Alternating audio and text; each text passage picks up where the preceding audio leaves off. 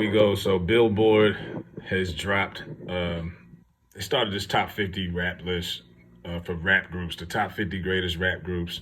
I did the first video. It was like numbers 50 through like 31, and I showed like some of the guests, like the judge panel, like the people that they got on here, and I'm like, this makes a lot of sense when you see who is voting for this stuff. But they dropped the top 20, and I'll break it down like they got the whole setup. So at my like I say, I know I'm biased. I'm New York biased. My list would be completely different.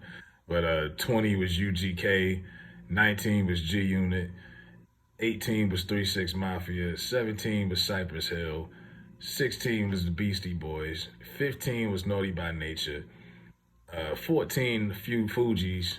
I'm sorry, man. Fugees gets way too much. That is way too high. They had one real good album. Nonetheless, and they got they got it right. Mobb Deep it should be above them. Mobb Deep was 13. Grandmaster Flash and the Furious Five was 12.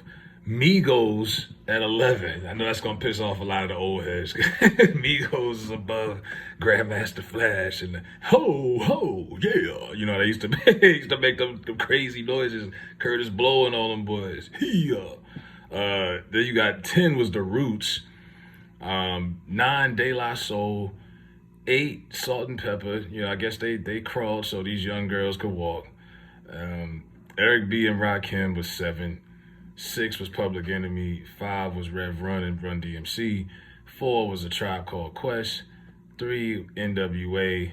2 Wu-Tang Clan. That would have been my number one.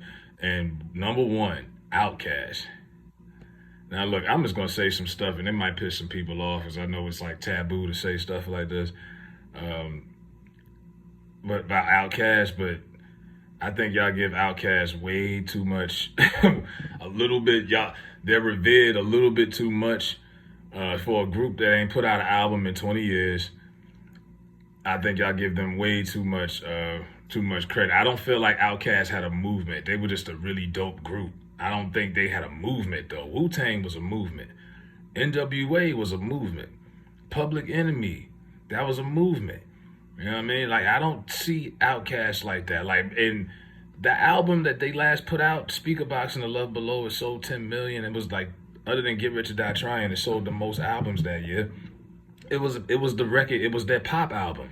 That album took them from just being beloved in the South and by hip hop heads to really, like, now white America had embraced Andre 3000 and Big Boy. They love the Hey Y'all. Oh my God, like Shake It Like a Polaroid Picture. They love that. You play that at a white reception party, they will all get on the floor. No rhythm, no beat. They love it. You know what I mean? Even I Like the Way You Move, but that album blew them up. That got them the Grammys. It sold them they hadn't had that type of success prior to that. And nothing against that, but if you ask any Outkast fans that I know personally, black Outkast fans from the South, you ask them what their favorite Outkast album, most of them will tell you Aquemini or AT Aliens. I don't know any real diehard Outkast fans that reference Speaker Box Love Below as their best project, but that's the album that made them pop. And since then, now you see these white judge panels, yeah, they love Outkast. But I'm like, prior to 2003, did you really love them? Did you? Because, I mean, I didn't see all of this, but now, and then the Andre 3000 thing, that didn't start until Jay-Z made that a deal. They asked Jay-Z years ago who was in his top 5, dead or alive, and he threw out Andre 3000's name, and then all of a sudden, everybody started bringing him up in their top 10. And I'm like, hold up, Andre's a great artist, great lyricist, great mind, he could paint pictures. He's never even dropped a solo project. What are you talking about? How did we just separate him from Big Boy? Like, Big Boy is trash or something. Like, y'all be doing too much with that, man. But I could nitpick this list to death, but De La Soul, I love De La Soul. I wouldn't have put them above the Roots. That's just me. I know some people like to say Migos over Grandmaster Flash. I think Migos is a little too high. I'm not knocking Migos. I mean, is that some sympathy probably for the takeoff stuff? Maybe. But they did have a lot of hits over this last 10 years, for what it's worth, whether you like them or not. They were popular, and they were, even though they kind of, you could tell they were influenced a lot by Bone Thugs, a lot of these young current artists was using their style the last few years. So I don't got a problem with Migos, but I think they're a little too high. Fuji's too high. 3-6, that's a little too high for me. I'm sorry. I'll call my bias as a New York fan. Don't tell me there was 18 groups that was more impactful and successful than G Unit. That's crazy to me. This list is wild. I'm like, hold up. And 50 had responded to it earlier, but he deleted it. He was like, hold up, y'all niggas love to recreate history. And it's like, if you was outside back then, you know better than that. Like, you couldn't go nowhere without seeing somebody with a G Unit shirt on, some shoes. These had video games, clothing line. Like, it was everywhere. Mixtapes, #1 singles on the charts, clubs, parties. Like, come on, man. I don't see how it was 18 other groups that had a bigger impact than that. And the Locks, I mean, the Locks isn't even on here. They on here, but they like in the 20 something. 20 years of consistency and all them. They wasn't top 20. I'm like, nah, man. You know, Dipset probably would have been in my top 20, but they wasn't on here. I wasn't really mad at that. But yeah, some of this list is a little jaded. A little jaded. I love Tribe Called Quest. I think they're too high. I don't think they're top 5. They're a little too high. But then again, like I say, some of these groups are really well loved by, like I say, a lot of white people that's into this industry.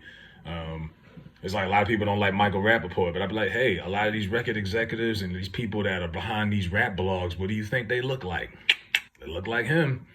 You know what I mean? Like, this is what it is. So these are the people that's often putting up the criteria of today's rap and also telling you what's good and what's bad, and they're just telling you that Outkast was #1. So let me know what y'all think, because I know a lot of y'all dig them. I like Outkast too. I just don't think they #1 all time. I think Wu-Tang is just, that was a movement. You know what I mean? Wu-Tang is for the children. I mean, they had groups up under them. They just had a TV show. For what it was worth, it could have been better. I thought season 3 was rushed, but Wu-Tang, the saga, you think Outkast is going to get a TV show? I don't think so. Like, the impact those guys had was incredible. That Purple Tape era, Ghostface had everybody wearing Wallaby Clarks. Like, no, like, they was the first rap group to go overseas and sell out shows in Asia. Like, I don't see how you could say that they were better than that. I mean, maybe if you're just speaking strictly on music, you're going to put their albums to this, but I don't know. That's just my bias. But y'all let me know what y'all think. Did they get this right? And who y'all think should have been #1? Hit the like button. I'm out.